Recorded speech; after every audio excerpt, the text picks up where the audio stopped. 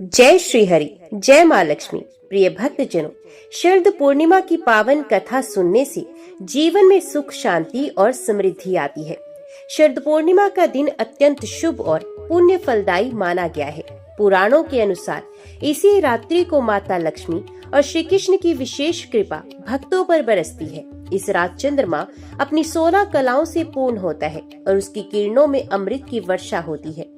कथा है कि एक समय एक निर्धन ब्राह्मण था जो सच्चे मन से शरद पूर्णिमा का व्रत किया करता था। वे रात्रि में भगवान विष्णु और लक्ष्मी जी की पूजा कर खीर का भोग लगाकर आकाश तले रख देता।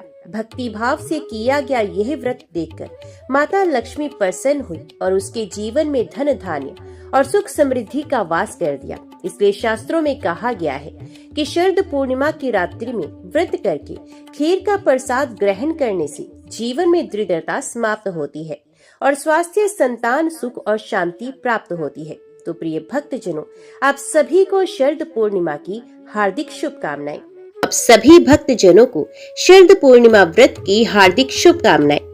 समय का चक्र निरंतर घूमता रहता है। देवताओं और असुरों के बीच साम्य एक क्षण भी स्थिर नहीं रहता। जब असुरों का बल बढ़ने लगा तब स्वर्गलोक की स्थिति डगमगा गई। इंद्र का ऐश्वर्य मलान हो गया। उनकी सभा में अप्सराओं का नृत्य थम गया। मरुतगण जो सदैव इंद्र के सहायक रहते थे, वे भी निर्बल हो गए।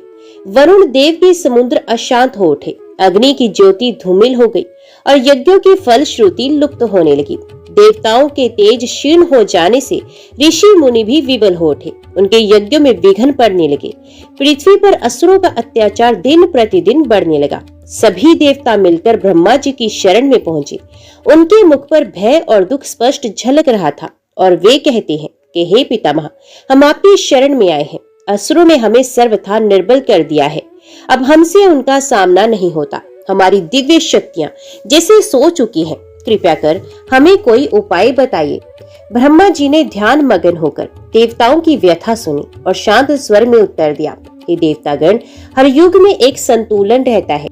कभी असुर प्रबल होते हैं तो कभी देव। अभी समय असुरों का है, परंतु इसका समाधान है। क्षीर सागर में अमृत छिपा हुआ है।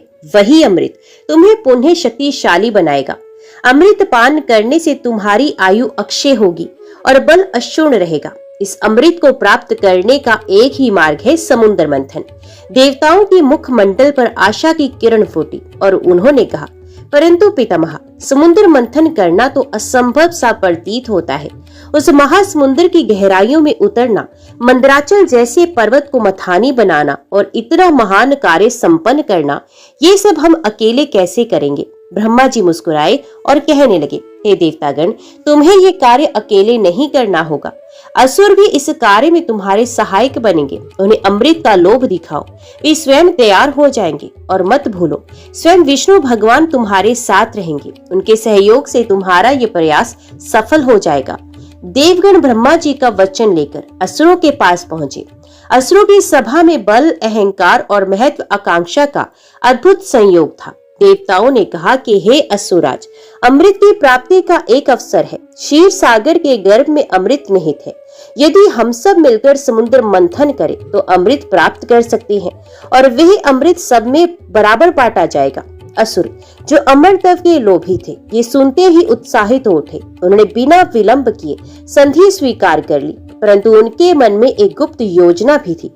अमृत मिलते ही उसे अपने वश में कर लेना। अब महान कार्य की तैयारी आरंभ हुई। मंदराचल पर्वत को मथानी बनाया गया। ये पर्वत इतना विशाल था कि उसे ले जाना असंभव प्रतीत होता था। तब भगवान विष्णु ने गरुड़ को आदेश दिया। गरुड़ ने अपनी दिव्य शक्ति से उस पर्वत को लाकर समुद्र में स्थापित कर दिया। वासुकी नाग को रस्सी बनाया गया। देवताओं और दानवों ने उसके फनों और पूंछ को पकड़कर खींचना शुरू किया। मंदराचल को समुद्र में टिकाए रखने के लिए भगवान विष्णु ने कच्छप अवतार धारण किया। उन्होंने अपने विशाल पृष्ठ पर पर्वत को धारण कर स्थिर कर लिया। ये दृश्य अनुपम था। एक ओर देवता, दूसरी ओर दानव, बीच में पर्वत, रस्सी बना वासुकी और आधार बने स्वयं भगवान विष्णु। ब्रह्मांड मानो ठहर गया इस अद्भुत कार्य को देखने के लिए। देवता और दानव अपनी अपनी शक्ति लगाकर खींचने लगे। समुद्र गरजने लगा, लहरें आकाश को छूने लगी। मंथन की गति से समुद्र के गर्भ में छिपे अद्भुत रत्न प्रकट होने लगे। किंतु सबसे पहले प्रकट हुआ हलाहल विष। ये विष इतना प्रचंड और घातक था कि उसकी ज्वालाओं से तीनों लोग कांप उठे। सूर्य मंद पड़ गया, चंद्रमा धुंधला हो गया, वायु गर्म हो गई, प्राणी भय से त्राही त्राही करने लगे। देव और दानव सब व्याकुल हो गए।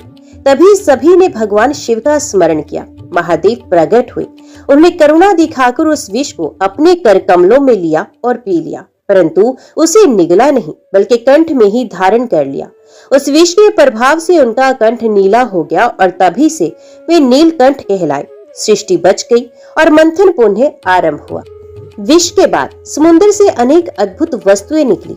दिव्य रत्न, कल्प वृक्ष, कामधेनु, अप्सराएं, चंद्रमा, कौस्तुभ मणि। हर बार समुद्र से कुछ प्रकट होता और देव दानव आश्चर्यचकित हो जाते। जब मंथन चरम पर पहुंचा तब अचानक समुद्र से एक दिव्य आभा प्रकट हुई। आकाश से पुष्प वृष्टि होने लगी, गंधर्व गान करने लगे, अप्सराएं नृत्य करने लगी और उस तेजोमय प्रकाश से प्रकट हुई महालक्ष्मी। वे कमल पर विराजमान थी। उनके 4 हाथ थे, 2 में कमल, 1 में वर मुद्रा और 1 में अभय मुद्रा। उनका स्वरूप इतना अद्भुत था कि देव दानव स्तब्ध रह गए। उनकी मुस्कान से समस्त जगत में आनंद छा गया। वे स्वयं ऐश्वर्य, सौंदर्य, धन और शुभता की अधिष्ठात्री थी। उनके प्राकट्य से देवताओं के हृदय में उत्साह उमड़ पड़ा। समुद्र मंथन की गति जब तेज हुई तो अचानक क्षीर सागर की लहरें शांत हो गई, मानो कोई महान रहस्य प्रकट होने वाला हो। उसी समय एक अद्भुत प्रकाश समुद्र के गर्भ से प्रकट हुआ। ये प्रकाश साधारण नहीं था, उसमें अनंत ऊर्जा, अपार माधुर्य और अद्वितीय करुणा सम्मिलित थी। उस दिव्य प्रकाश से एक कनक आभा देवी प्रकट हुई। वे कमल पर विराजमान थी। उनका रूप अनुपम था। उनके चारों भुजाएं कोमल और दिव्य थी। 2 हाथों में पूर्ण खिले हुए कमल पुष्प थे। तीसरे हाथ से वे भक्तों को अभय प्रदान कर रही थी। चौथे हाथ से वे वरदान देने की मुद्रा में थी। उनका नेत्र मंदाकिनी के प्रवाह के समान शीतल और करुणामयी था। उनके अंगों से माधुर्य और समृद्धि की तरंगें निकल रही थी। ऋषियों ने उस समय लक्ष्मी जी का जो स्वरूप देखा उसका वर्णन उन्होंने ऐसे किया। वे नव यौवना थी परंतु कालातीत थी। उनके कंठ में स्वर्ण माला और रत्नों का हार शोभायमान था। उनके ललाट पर चंद्रकला जैसी बिंदी थी। वे स्वयं श्री थी, ऐश्वर्य और वैभव की अधिष्ठात्री। उनका प्रत्येक अंग मंगल में और शुभता का प्रतीक था। उनकी उपस्थिति मात्र से ही समस्त दिशाएं सुगंधित हो गई। पवन में मृदुता आ गई, पुष्प स्वयं खिल उठे, जल में मधुर तरंगे उठी। ऐसा प्रतीत हुआ मानो प्रकृति स्वयं अपनी संपूर्ण शक्ति और सौंदर्य उन्हें अर्पित कर रही हो। जैसे ही महालक्ष्मी प्रकट हुई, समस्त देवगण उनके स्वागत के लिए आगे बढ़े। गंधर्व गान करने लगे, अप्सराएं नृत्य करने लगी और ऋषिगण वेद मंत्रों का उच्चारण करने लगे। इंद्र ने स्वर्गलोक से दिव्य पुष्प लाकर उनकी आरती उतारी। वरुण ने शुद्धतम जल से उनका अभिषेक किया। अग्निदेव ने हवन कुंड की ज्योति से दीप अर्पित किए। वायु ने अपने मंद झोंकों से उनकी पूजा का वातावरण पवित्र किया। सभी देवताओं ने एक स्वर में कहा, स्वागतम ते महालक्ष्मी, तुम ही समस्त ऐश्वर्य और समृद्धि की अधिष्ठात्री हो। तुम्हारे बिना संसार शून्य है। तुम्हारे प्राकट्य से आज पुण्य धर्म की ज्योति प्रज्वलित हुई है। देवताओं ने लक्ष्मी जी की स्तुति करते हुए कहा, हे माँ, तुम ही धन की दात्री हो, तुम ही सौभाग्य की अधिष्ठात्री हो। तुम्हारे चरण कमलों से ही पृथ्वी पर अन्न, जल और रत्न उत्पन्न होते हैं। तुम्हारे बिना इंद्र का ऐश्वर्य, कुबेर का धन, वरुण का जल, अग्नि की ज्वाला सब निष्प्रभ हो जाते हैं। तुम ही लोक माता हो, तुम ही जगत जननी हो। ऋषियों ने वेद की ऋचाएं गाई और कहा, हे माँ लक्ष्मी, तुम ही श्री हो, तुम ही संपत्ति हो। तुम्हारे आने से यज्ञ फलदायी होते हैं। तुम्हारे आने से ग्रह मंगलमय होते हैं। तुम्हारे आने से हृदय में आनंद और करुणा का वास होता है। महालक्ष्मी ने देवताओं को आशीर्वाद दिया। उनका स्वर अत्यंत मधुर था और उन्होंने कहा, हे देवतागण, भय मत करो, मैं तुम्हारे साथ हूँ। जब तक तुम धर्म मार्ग पर स्थिर होगी, मैं तुम्हारे साथ रहूंगी। तुम्हारे यज्ञ सफल होंगे, तुम्हारे कर्म फलप्रद होंगे, तुम्हारा ऐश्वर्य चिरस्थायी रहेगा। और तुम्हारा तेज पुण्य प्रखर हो जाएगा। ये सुनकर देवताओं के हृदय में हर्ष की लहर दौड़ गई और वे पुण्य, उत्साह और बल से भर गए। इस प्रसंग में ये गूढ़ रहस्य छिपा है कि जब मनुष्य या देवता निर्बल हो जाता है तब उसे धैर्य और परिश्रम रूपी मंथन करना पड़ता है। विष भी निकलता है जो जीवन की कठिनाइयां है, परंतु धैर्य और श्रद्धा से अंततः लक्ष्मी अर्थात सफलता, समृद्धि और शांति प्रकट होती है। जब महालक्ष्मी कमलासन से प्रकट हुई तो उनकी दिव्य आभा से चारों दिशाएं प्रकाशित हो गई।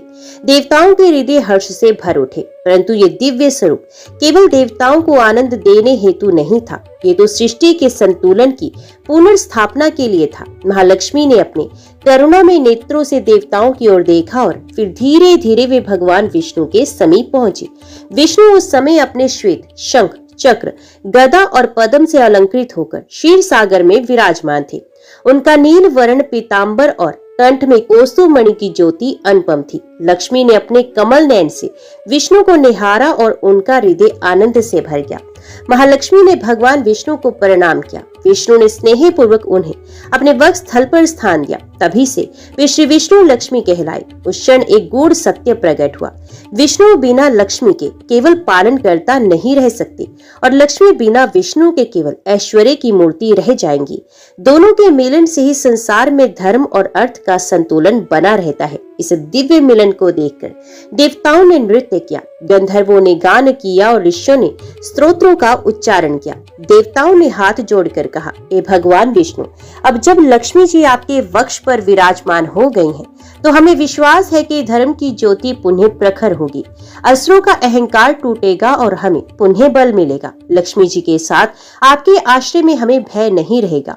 आप दोनों ही हमारे जीवन के आधार हैं। विष्णु मुस्कुराए और कहने लगे, हे देवतागण, तुम निश्चिंत रहो, लक्ष्मी के बिना मैं भी अधूरा हूँ। अब जब वे मेरे साथ हैं तो तुम्हें धर्म और विजय का आश्वासन है। असुरों का दमन होगा और तुम्हारा ऐश्वर्य लौटेगा। महालक्ष्मी ने भी मधुर स्वर में कहा, हे देवताओं, मैं धर्म और सत्य के मार्ग पर चलने वालों के साथ ही रहती हूँ। जहाँ पाप, असत्य और अन्याय होता है वहाँ मैं क्षण मात्र भी नहीं ठहरती। यदि तुम यज्ञ करो तो मैं अन्न और समृद्धि बनकर प्रकट होती हूँ। यदि तुम दान करो तो मैं पुण्य और संतोष बनकर प्रकट होती हूँ। यदि तुम सत्य का पालन करो तो मैं सौभाग्य और ऐश्वर्य बनकर प्रकट होती हूँ। स्मरण रखो, मुझे बल से प्राप्त नहीं किया जा सकता, केवल धर्म, तप और सत्य के द्वारा ही मैं स्थिर होती हूँ। इस दिव्य प्रसंग का गूढ़ संकेत ये है कि विष्णु पालन के प्रतीक हैं। लक्ष्मी समृद्धि और ऊर्जा की अधिष्ठात्री हैं। जब पालन और ऊर्जा का संगम होता है तभी सृष्टि संतुलित रहती है।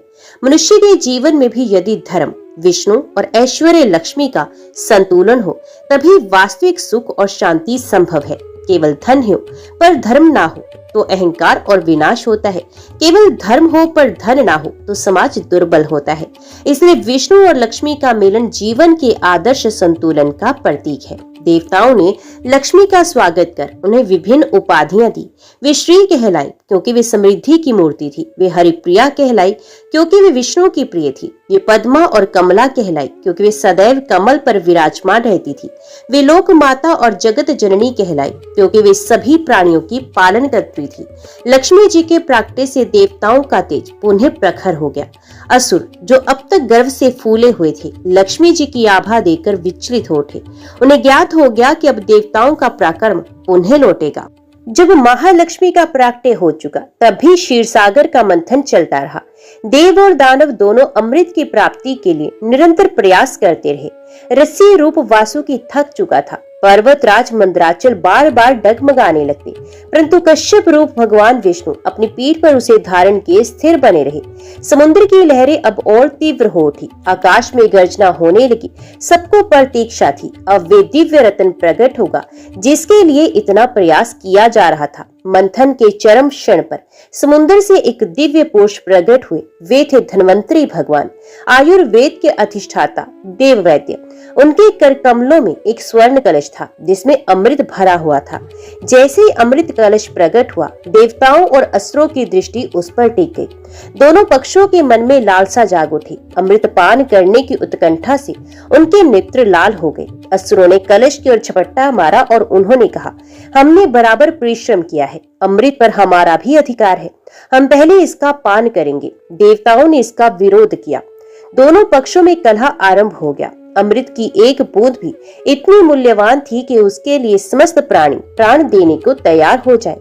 यही देखकर महालक्ष्मी ने हस्तक्षेप किया। उनकी वाणी करुणामयी और संतुलित थी।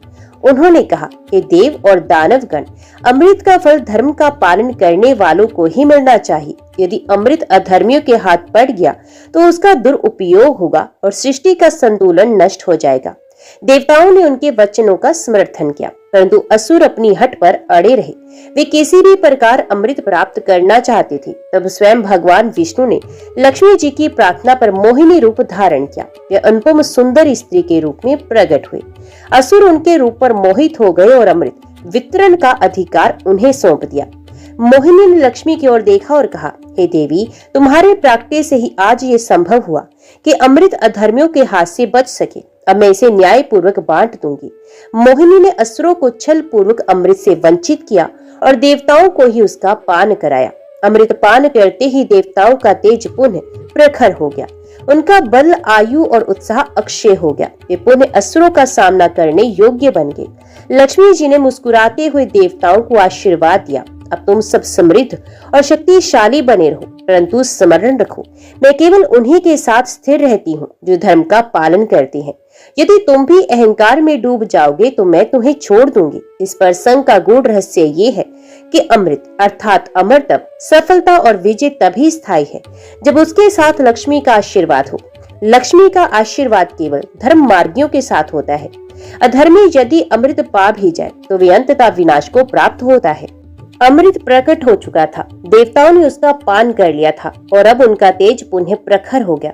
असुर पराजित होकर व्यथित थे। उसी समय महालक्ष्मी ने संपूर्ण लोकों की ओर दृष्टि डाली। उनकी करुणामय दृष्टि से सब प्राणी अभिभूत हो गए।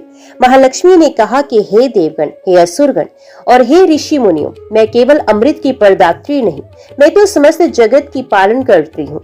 जहाँ धर्म है वहाँ मैं स्थिर रहती हूँ, जहाँ सत्य है वहाँ मैं पुष्प की भांति खिलती हूँ, जहाँ दान है वहाँ मैं नदी की धारा बनकर बहती हूँ, जहाँ तप है वहाँ मैं रतन बनकर चमकती हूँ। लक्ष्मी जी ने ये प्रतिज्ञा की, मैं सदैव उन घरों में निवास करूंगी जहाँ श्रम से अर्जित संपत्ति का आदर होता है, जहाँ अतिथि का स्वागत होता है, जहाँ स्त्री का सम्मान होता है और जहाँ धर्मार्ग का पालन होता है। किंतु जहाँ लोभ, अहंकार, असत्य और हिंसा का वास है वहाँ मैं एक क्षण भी नहीं ठहरूंगी। इस वचन से देवताओं को आश्वासन मिला और असुरों को शिक्षा। देवताओं ने मिलकर महालक्ष्मी की स्तुति की और कहा, हे जगन माता, आप ही अन्न रूपा है, आप ही जल रूपा है। आपके चरण कमलों से ही पृथ्वी पर उर्वरता आती है। आपके बिना यज्ञ निष्फल है, आपके बिना राज्य शोभाहीन है। आप ही ग्रहों की लक्ष्मी है, आप ही नगरों की शोभा है। ऋषियों ने कहा, हे महालक्ष्मी, आप ही शांति है, आप ही संतोष है। आपके बिना तपस्याएं निष्फल हो जाती हैं, आपके बिना विद्या भी फल नहीं देती। आप ही सौंदर्य की जननी है, आप ही धन की दात्री है। गंधर्वों ने वीणा बजाई और गीत गाए, जय जय श्री लक्ष्मी। आपकी कृपा से ही गंधर्वों का गान मधुर होता है, आपकी कृपा से ही अप्सराओं का नृत्य मनोहर होता है, आपकी कृपा से इंद्र की सभा वैभवशाली है। अप्सराओं ने भी नृत्य करते हुए गाया, हे लक्ष्मी, हम आपके रूप पर न्यौछावर हैं, आपके बिना हमारा सौंदर्य भी अधूरा है। आपकी कृपा से हम लोगों को आनंद प्रदान कर पाती हैं। विष्णु भगवान ने लक्ष्मी की ओर देखकर कहा, हे प्रिय, आज से तुम न केवल मेरी अर्धांगिनी हो बल्कि समस्त जगत की अधिष्ठात्री भी हो। तुम्हारे बिना मैं अधूरा हूँ, तुम्हारे बिना ये सृष्टि अधूरी है, तुम्हारे बिना धर्म भी फलहीन हो जाता है। महालक्ष्मी ने उनके वचनों का उत्तर देते हुए कहा, हे नाथ, मैं आपके साथ ही सदा रहूंगी। जहाँ आप धर्म और पालन करेंगे वहीं मैं समृद्धि और ऐश्वर्य का विस्तार करूंगी। हमारा मिलन ही इस जगत का कल्याण है। जब देवताओं ने अमृत पान कर लिया और उनका बल पुनः प्रखर हो गया तो असुर क्रोध से भर उठे। उन्होंने देखा कि मोहिनी रूप में विष्णु ने उन्हें छल लिया है और अमृत केवल देवताओं को ही मिला है। असुरों ने क्रोधित होकर कहा, ये अन्याय है, हमने भी उतना ही श्रम किया, हमने भी समुद्र मंथन में भाग लिया, फिर हमें अमृत क्यों नहीं मिला? ये सब लक्ष्मी और विष्णु का षड्यंत्र है। उनका क्रोध इतना प्रबल था कि वे तुरंत देवताओं पर आक्रमण करने को तत्पर हो गए। असुरों की विशाल सेना ने युद्ध का शंखनाद किया। उनके रथ, गदा, शूल, धनुष, बाण और तलवारों की गर्जना से तीनों लोग कांप उठे। वे इंद्रलोक की ओर बढ़े और उन्होंने घोषणा की, हम देवताओं को नष्ट कर देंगे और लक्ष्मी को अपने वश में करेंगे। धन और ऐश्वर्य अब असुरों का होगा। देवताओं ने अमृत पान से प्राप्त बल के सहारे असुरों का सामना किया। इंद्र ने वज्र से आकाश गुंजा दिया, अग्नि ने ज्वालाएं बरसाई, वायु ने प्रलयकारी वेग उत्पन्न किया, किंतु असुर भी प्रचंड थे। युद्ध भयंकर हो उठा, चारों ओर रक्त की नदियां बहने लगी, आकाश अस्त्र शस्त्र से भर गया और भूमंडल युद्ध भूमि बन गया। जब युद्ध अत्यधिक उग्र हो गया तब महालक्ष्मी प्रकट हुई। वे दिव्य रथ पर सवार थी, हाथों में कमल और शंख लिए। उनका तेज देखकर असुरों के नेत्र चकाचौंध हो गए। लक्ष्मी जी ने कहा, हे असुरों, तुम धर्म को त्याग कर केवल लोभ और हिंसा के पीछे दौड़ रहे हो। क्या तुम्हें ज्ञात नहीं कि मैं अधर्मियों के पास स्थिर नहीं रहती? यदि तुम सत्य और धर्म का मार्ग नहीं अपनाओगे तो तुम्हारा विनाश निश्चित है। असुरों ने उनकी वाणी की अवहेलना की और बोले, हम बलवान हैं, हमें किसी की कृपा की आवश्यकता नहीं, हम तुम्हें बलपूर्वक प्राप्त करेंगे। ये सुनकर लक्ष्मी जी का स्वरूप भीषण हो उठा। उनके नेत्र अग्नि के समान लाल हो गए, उनके कर कमलों से दिव्य शक्ति प्रकट हुई। उनके एक हाथ से दिव्य प्रकाश निकला जिसने असुरों के अस्त्र शस्त्र भस्म कर दिए। उनके दूसरे हाथ से शांति की धारा निकली जिसने देवताओं की नई ऊर्जा दी। असुर भयभीत हो गए। वे जिस लक्ष्मी को लोभ और ऐश्वर्य की मूर्ति समझ रहे थे वही आज धर्म की प्रचंड शक्ति बनकर उनके सामने खड़ी थी। असुरों की सेनाएं भागने लगी। देवताओं ने उनका पीछा किया और उन्हें पराजित किया। लक्ष्मी जी ने पराजित असुरों से कहा, हे असुरगण, स्मरण रखो, धन और समृद्धि बल से नहीं मिलते। मैं केवल उन्हीं के पास स्थिर रहती हूँ जो धर्म का पालन करते हैं। यदि तुम लोभ करोगे तो मैं तुमसे दूर हो जाऊंगी, यदि तुम अधर्म करोगे तो तुम पतन को प्राप्त होगे। यदि तुम सत्य और तपस्या का मार्ग अपनाओगे तो मैं भी तुम्हारे पास आऊंगी। कुछ असुर उनकी वाणी सुनकर पश्चाताप करने लगे, परंतु अधिकांश अहंकार में डूबे रहे।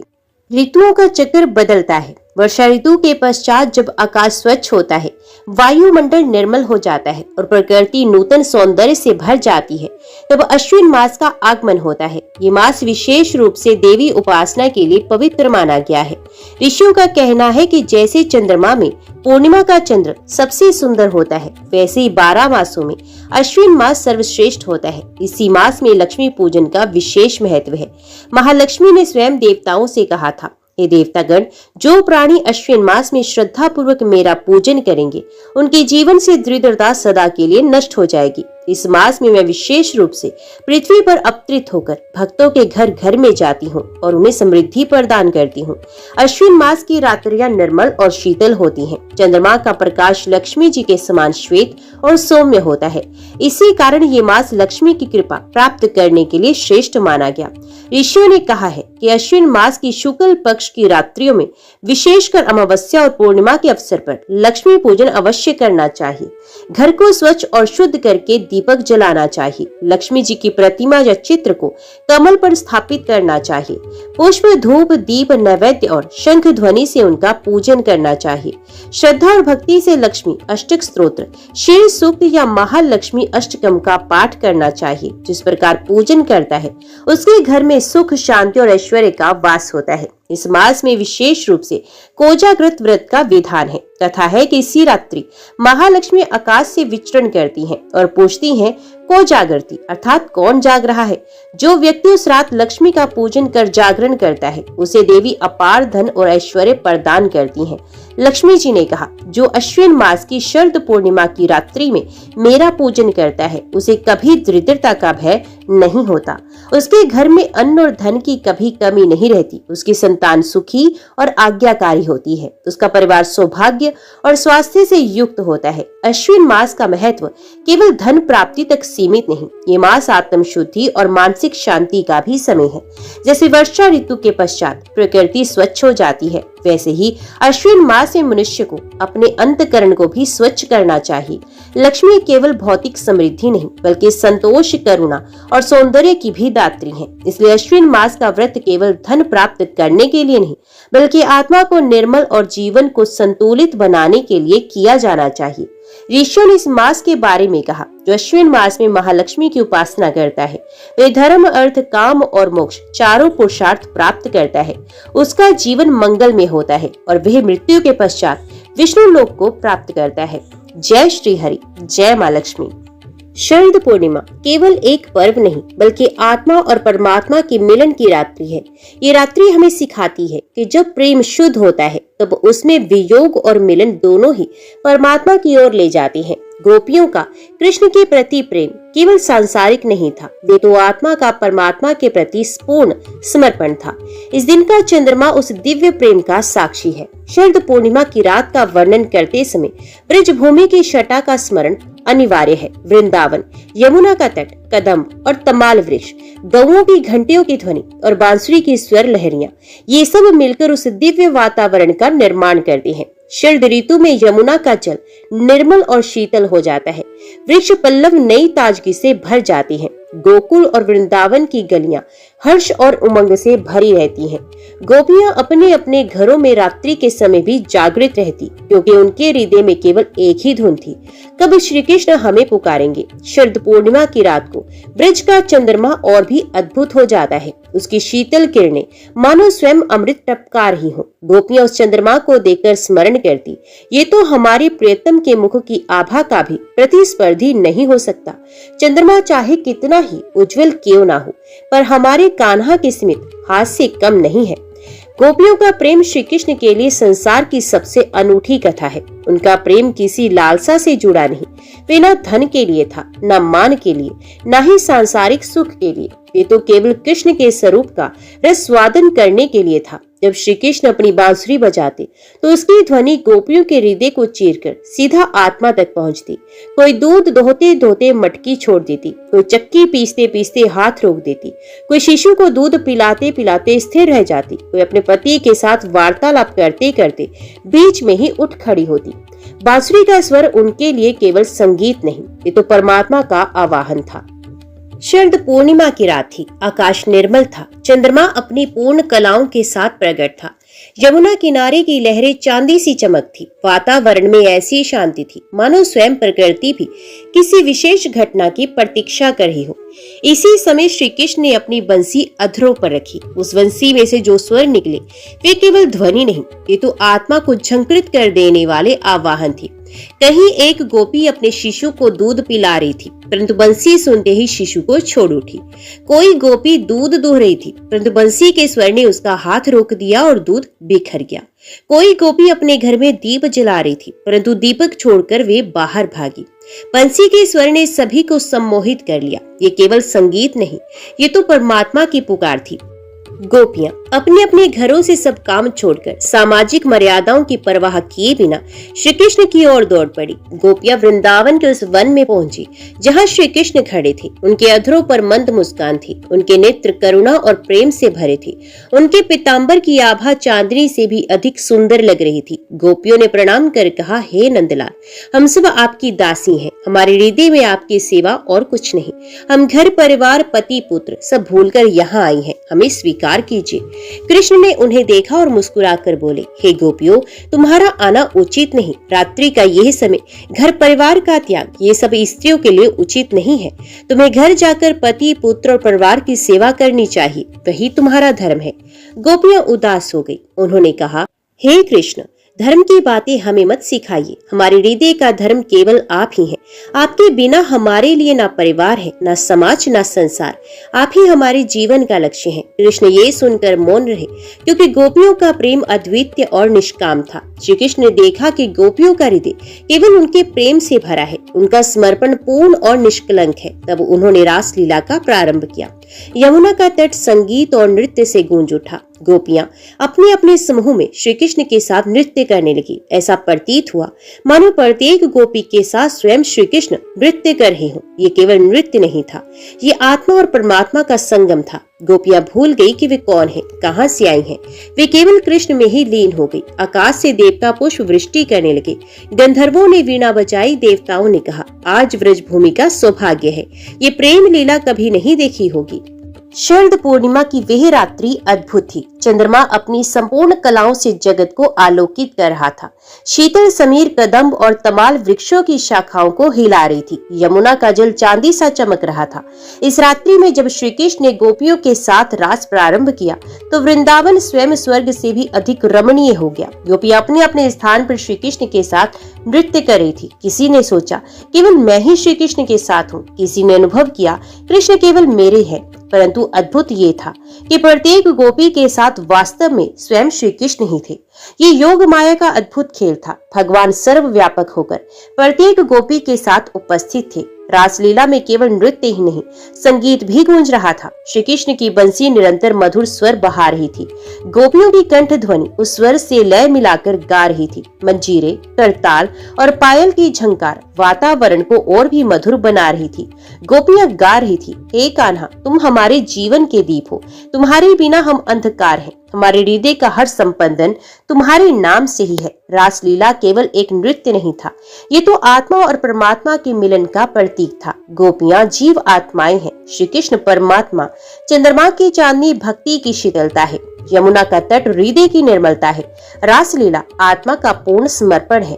जब जीव अपने अहंकार, बंधन और सांसारिक मोह को त्याग देता है तब वे परमात्मा के साथ रास कर सकता है। इसलिए रासलीला का अर्थ केवल लौकिक नहीं, ये तो एक आध्यात्मिक संकेत है कि मनुष्य जब अपने भीतर की गोपी भावना को जागृत करता है तभी वे कृष्ण को पा सकता है। देवता आकाश से ये दृश्य देख रहे थे तो इंद्र ने कहा, मैंने अनेक युद्ध देखे परंतु ऐसा प्रेम नहीं। ब्रह्मा ने कहा, मैंने वेदों का अध्ययन किया परंतु ये लीला वेदों से भी परे है। शंकर ने कहा, ये वे योग है जिसमें परमात्मा और जीवात्मा का भेद मिट जाता है। देवताओं ने पुष्प वृष्टि की और गोपियों को प्रणाम किया। उन्होंने माना कि गोपियों का प्रेम ही भक्ति का सर्वोच्च आदर्श है। जय श्री राधे कृष्णा। भारतीय संस्कृति में चंद्रमा केवल एक खगोलीय पिंड नहीं, वे शीतलता का प्रतीक है, वे प्रेम और सौंदर्य का प्रतीक है, वे मन का अधिपति देवता माना गया है। वेदों और पुराणों में चंद्रमा को सोम कहा गया है। सोम का अर्थ है रस, अमृत, जीवन दायिनी शक्ति। ऋग्वेद में सोम को देवताओं का प्रिय पेय और अमृत का दाता बताया गया है। चंद्रमा को औषधियों का अधिपति भी कहा गया है क्योंकि उसकी किरणों में अमृत तत्व छिपा माना गया है। पूर्णिमा की रात चंद्रमा का प्रकाश सबसे अधिक होता है, उसमें विशेष शांति और औषधीय प्रभाव होता है। विशेषकर शरद पूर्णिमा की रात को ये प्रभाव चरम पर होता है। भारतीय ज्योतिष और दर्शन में चंद्रमा की 16 कलाओं का विशेष उल्लेख है। प्रत्येक कला मानव जीवन की एक पूर्णता या क्षमता का प्रतीक है। इन कलाओं के नाम है अमृत, मनदा, पुष्पा, तुष्टि, पुष्टि, रति, धृति, शशिनी, चंद्रिका, कौमुदी, श्री, प्रीति, अंगदा, पूर्णा, पूर्णमृता, रोहिणी। शास्त्र कहते हैं कि चंद्रमा हर दिन एक एक कला बढ़ता है और पूर्णिमा की रात 16 कलाएं पूर्ण हो जाती हैं। इसी कारण शरद पूर्णिमा को चंद्रमा पूर्ण तव का प्रतीक बन जाता है। इन कलाओं को ही श्री कृष्ण की 16 कलाएं भी कहा गया है। इस रात चंद्रमा का प्रकाश केवल प्रकाश नहीं बल्कि अमृत में शीतलता लेकर आता है। आयुर्वेद और योग शास्त्र मानते हैं कि शरद पूर्णिमा की रात वातावरण में विशेष दिव्य ऊर्जा होती है। चंद्रमा की किरणें जब पृथ्वी पर पड़ती हैं तो वे शीतल और औषधीय प्रभाव छोड़ती हैं। ये ऊर्जा शरीर और मन दोनों को संतुलित करती है। यही कारण है कि इस रात खीर जैसी सात्विक वस्तु को चांदनी में रखकर प्रसाद के रूप में ग्रहण करना शुभ और स्वास्थ्यवर्धक माना गया है। भारतीय संस्कृति में भोजन को केवल पेट भरने का साधन नहीं माना गया बल्कि यह आध्यात्मिक ऊर्जा का आधार है। दूध और चावल दोनों ही पदार्थ पवित्र और सात्विक माने गए हैं। दूध इसे अमृत तुल्य कहा गया है। वेदों में दूध को जीवनदायी, रोगनाशक और सात्विक आहार बताया गया है। गाय का दूध तो विशेष रूप से कामधेनु का वरदान माना गया है। चावल अनाजों में सबसे शुद्ध और सात्विक है। विवाह, यज्ञ, हवन और सभी धार्मिक कार्यों में चावल का प्रयोग अनिवार्य होता है। जब दूध और चावल को मिलाकर पकाया जाता है तब ये संयोजन खीर कहलाता है, जो शुद्धता और पूर्णता का प्रतीक बन जाता है। खीर को सात्विक आहार कहा जाता है। सात्विक भोजन वे है जो शरीर को शक्ति दे, मन को शांति दे, आत्मा को प्रसन्न करे। खीर का स्वाद न केवल जीव को तृप्त करता है, बल्कि उसका स्पर्श, उसकी मिठास और उसका हल्कापन मन को भी शीतल करता है। इसलिए शास्त्रों में खीर को देवताओं का प्रिय भोग माना गया है।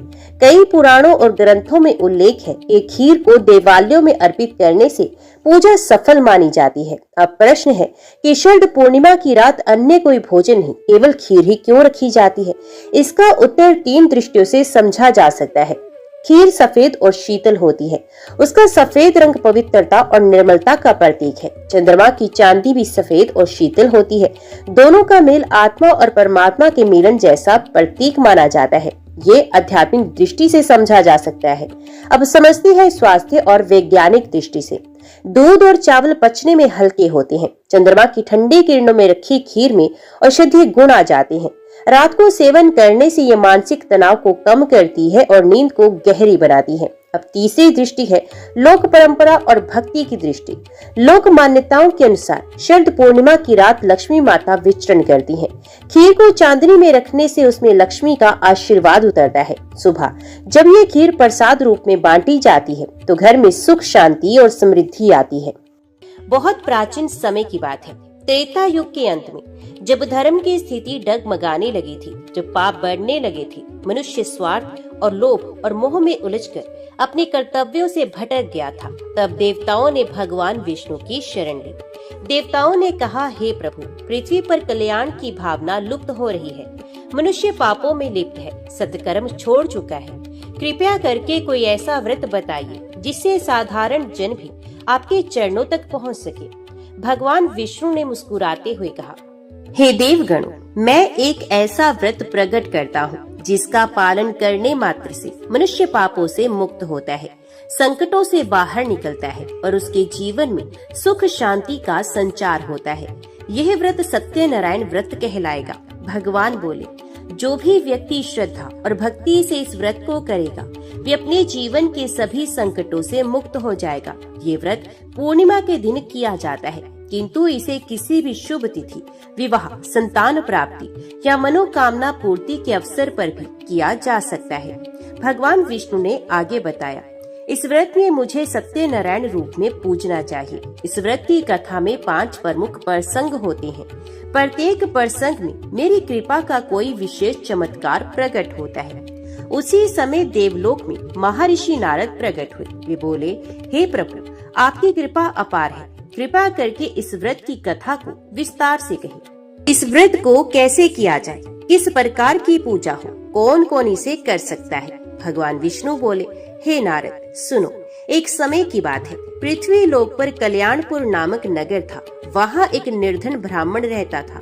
वे अत्यंत सत्कर्मी, सत्यवादी और धर्मनिष्ठ था, परंतु अति निर्धनता के कारण बहुत दुखी रहता था।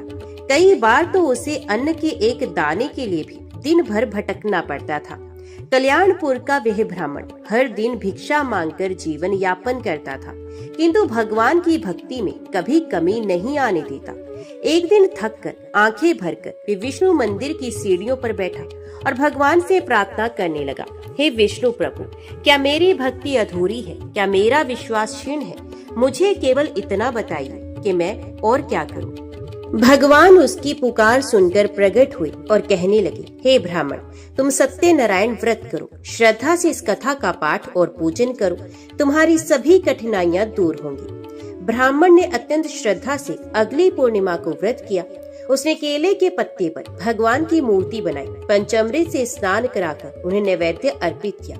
प्रसाद से सूजी का हलवा, पंचमेवा, केला, दूध और तुलसी पत्र चढ़ाया। वे बैठकर कथा पढ़ने लगा। उसकी आंखों से आंसू बह रहे थे और वातावरण दिव्यता से भर गया। उसने 5 गरीब बच्चों को भोजन कराया। भिक्षा में जो मिला उसी में से अर्पण किया। कथा पूरी होते ही एक चमत्कार हुआ। उसके आंगन में एक सुंदर काले रंग की गाय प्रकट हो गई। पीछे से एक वैश्य आया और बोला, हे ब्राह्मण, ये गाय अब आपकी है। ये मेरे घर बार बार आती थी, लेकिन आज ये आपके आंगन में बैठ गई है। मैं इसे आपको दान करता हूँ। ब्राह्मण आश्चर्यचकित रह गया। उसी दिन से उसका भाग्य बदलने लगा। ब्राह्मण ने अगली पूर्णिमा को फिर व्रत किया। इस बार उसके पास कुछ ज्यादा था, दूध, आटा और शक्कर। उसने फिर से भगवान को अर्पण किया, कथा सुनाई और बच्चों को प्रसाद बांटा। उस रात सपने में भगवान विष्णु ने उसे दर्शन दिए और कहा, हे ब्राह्मण, तुम्हारी श्रद्धा से मैं प्रसन्न हूँ।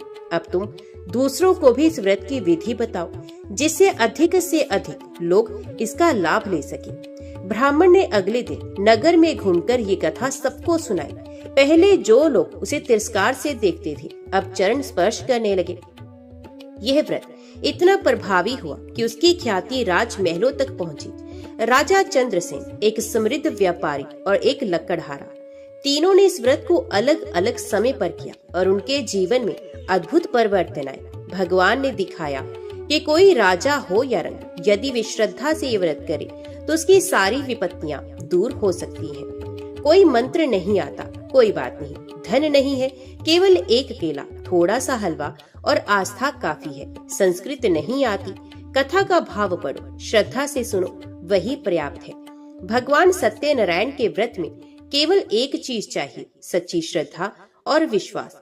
आज भी जब कोई स्त्री संतान के लिए व्रत करती है, जब कोई गृहस्थ शांति के लिए कथा कराता है, जब कोई युवक नौकरी की कामना से ये व्रत करता है, तो भगवान उसकी मनोकामना पूरी करते हैं।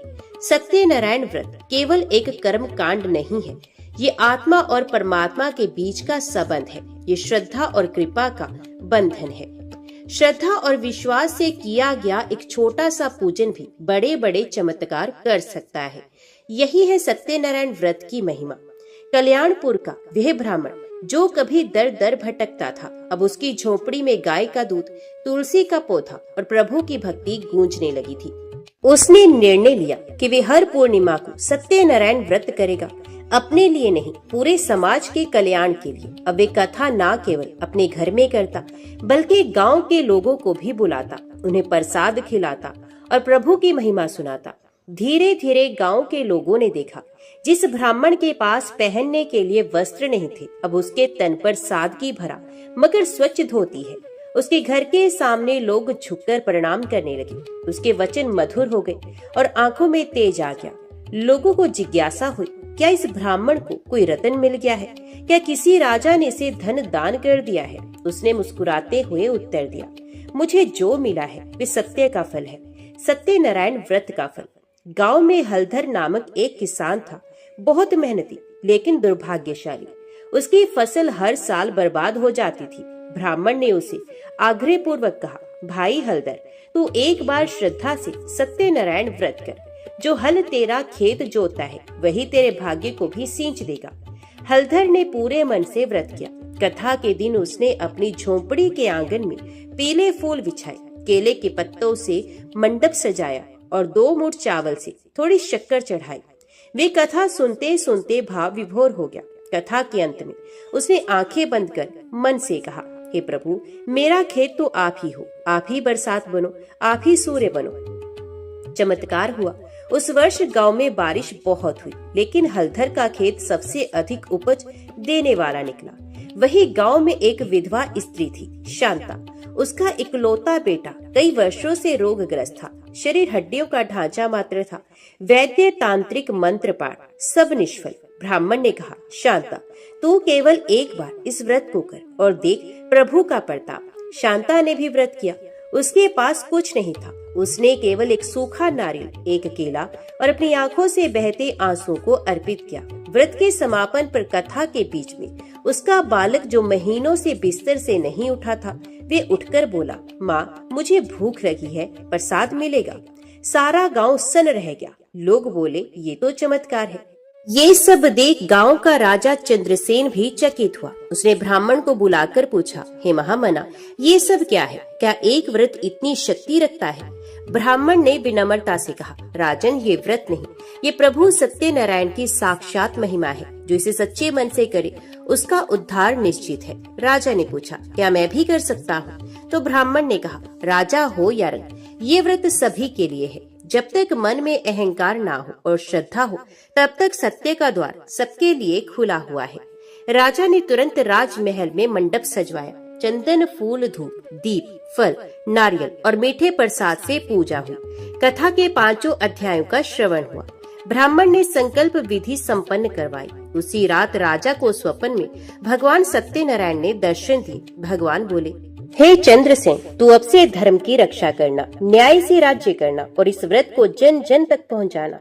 सुबह राजा ने घोषणा की, प्रत्येक पूर्णिमा को सत्यनारायण व्रत राजमहल में संपन्न होगा और जो भी चाहे भी इसमें सम्मिलित हो सकता है। अब राजा पहले से भी अधिक दयालु, न्यायप्रिय और विनम्र हो गया।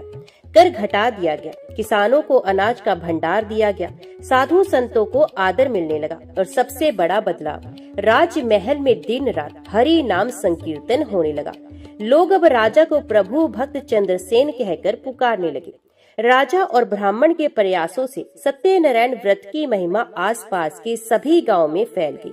हर पूर्णिमा को महिलाएं व्रत करती, संतान सुख मांगती, व्यापारी समृद्धि की कामना करते, किसान अच्छी फसल के लिए पूजन करते और वृद्धजन मोक्ष हेतु कथा सुनते। अब लोगों के मन में भय नहीं, केवल श्रद्धा थी। उनके जीवन में दुख तो थे, पर उन दुखों को सहने की शक्ति भी आ गई थी। कल्याणपुर का वे निर्धन ब्राह्मण, जिसने भिक्षा में जीवन बिताया, आज भक्ति का दीपक बन चुका था। उसने न केवल अपने जीवन को बदला, बल्कि पूरे नगर को प्रभु के मार्ग पर चलने की प्रेरणा दी।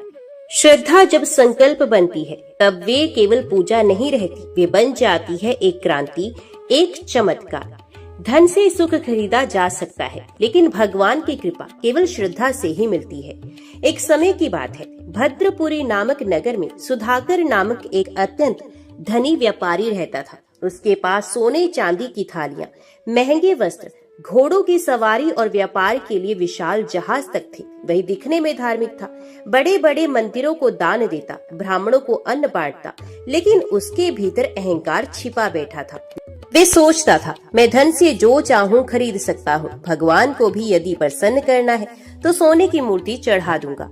एक दिन नगर में व्रत की चर्चा सुनकर सुधाकर के मन में विचार आया, चलो देख ही लेते हैं ये सत्यनारायण व्रत क्या होता है, शायद ये भी एक व्यापार ही हो। उसे एक ब्राह्मण ने आमंत्रित किया। उसने पूछा, क्या मिलेगा इसमें, कितने लाभ का सौदा है? ब्राह्मण ने केवल मुस्कुराकर कहा, श्रद्धा से कथा सुनो, बाकी सब अपने आप मिलेगा। सुधाकर कथा में तो आया, पर उसका मन वहाँ नहीं था। जब ब्राह्मण भगवान का नाम लेता, तब वे सोने चांदी के हिसाब सोचता। जब कथा में भक्ति की बात आती, तो वे उबासी लेता।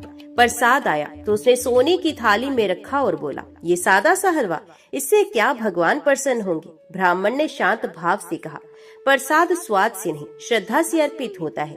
सुधाकर ने व्रत किया, लेकिन केवल औपचारिकता से। कुछ दिन के बाद सुधाकर समुद्र व्यापार के लिए निकला। उसने बड़े जहाज में बहुमूल्य वस्तुएं लादी, रत्न, रेशम, मसाले और सोना।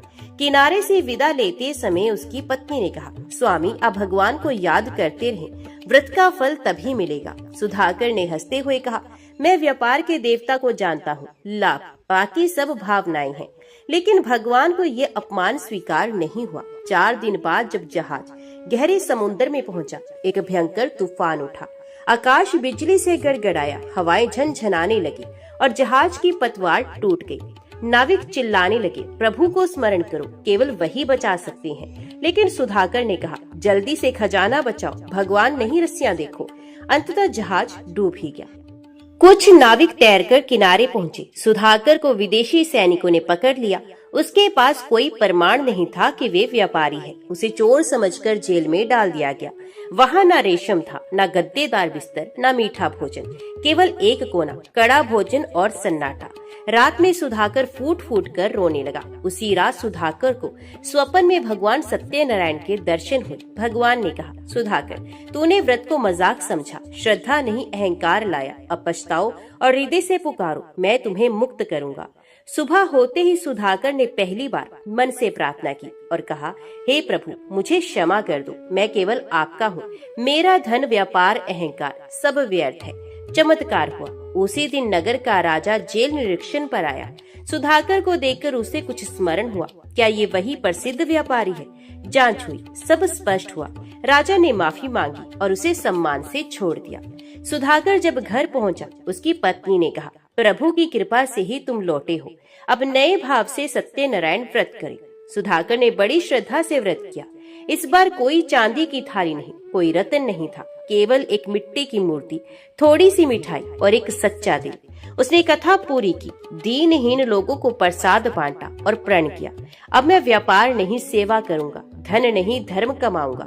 अब सुधाकर गांव-गांव जाकर व्रत कराता, गरीबों की मदद करता और लोगों को भगवान के सच्चे स्वरूप की जानकारी देता। उसने अपने अनुभव को एक पंक्ति में समझाया, सत्य की पूजा केवल लिप सेवा नहीं, आत्मा की सेवा होनी चाहिए। सुधाकर की कथा ये सिखाती है कि अगर श्रद्धा ना हो तो सबसे बड़ा व्रत भी निष्फल हो सकता है। भगवान को सोना नहीं चाहिए, उन्हें तो बस आपका सच्चा मन चाहिए। जो सत्य से मुंह मोड़ता है वे जीवन की परीक्षा में हर बार चूकता है। सत्यनारायण व्रत केवल व्रत नहीं, एक जीवन पथ है। भद्रपुरी नगर में सेठ विशंभर नामक एक धनाढ्य वणिक व्यापारी रहता था। उसके पास बहुतेरे रथ, गहने, हवेलियां और व्यापार के लिए कई कारखाने थे। उसकी एक ही संतान थी, पुत्री शुभला। शुभला रूपवती, गुणवती और अत्यंत सुशील कन्या थी।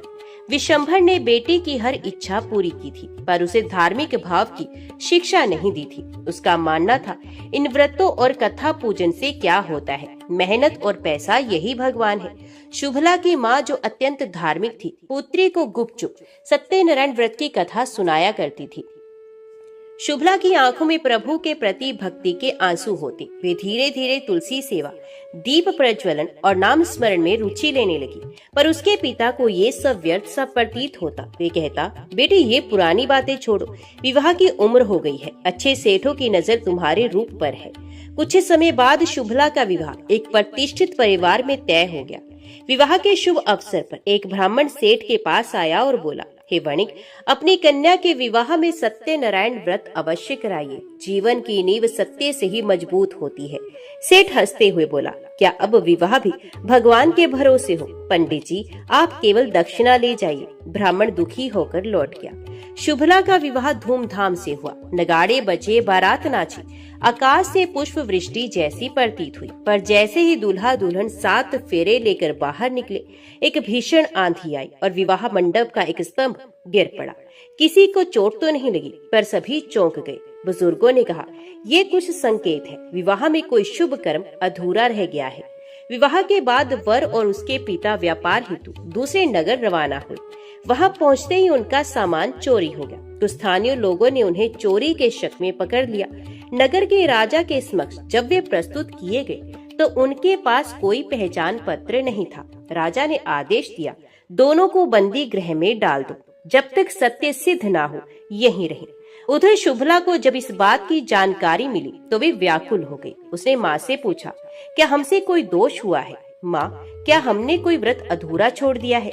माँ की आंखों में आंसू थे। उसने कहा, बेटी, तेरे पिता ने सत्यनारायण व्रत को तुच्छ समझा, वही भूल अब हमारे सामने संकट बनकर आई है। शुभला ने प्रण किया, मैं आज ही व्रत करूंगी सच्चे मन से, भले ही पिता ने ना किया हो, मैं प्रभु की शरण में जाऊंगी। शुभला ने गंगा जल से स्नान किया, हाथ में पुष्प लेकर संकल्प किया और पूजन प्रारंभ किया। उसने केले के पत्तों पर भगवान की प्रतिमा बनाई, पंचामृत से स्नान कराया और शुद्ध मन से हलवा प्रसाद बनाया। कथा के 5 अध्यायों को ध्यान पूर्वक सुना और बोला, हे प्रभु, आप सत्य हैं, आप ही मेरे जीवन के साक्षी बनो, मेरा सुहाग बचा लीजिए। उसने तुलसी पत्र चढ़ाया और आंखें मूंदकर नाम स्मरण में लीन हो गई। उसी रात नगर के राजा को स्वप्न में भगवान सत्यनारायण ने दर्शन दिए। भगवान ने कहा, राजन, जो 2 पुरुष बंदी गृह में हैं, वे निर्दोष हैं। उनके घर की कन्या ने मेरा व्रत कर मुझे प्रसन्न किया है, तो उन्हें मुक्त कर दे। राजा प्रातः काल स्वयं बंदी गृह गया, क्षमा मांगी और दोनों को सम्मान सहित विदा किया।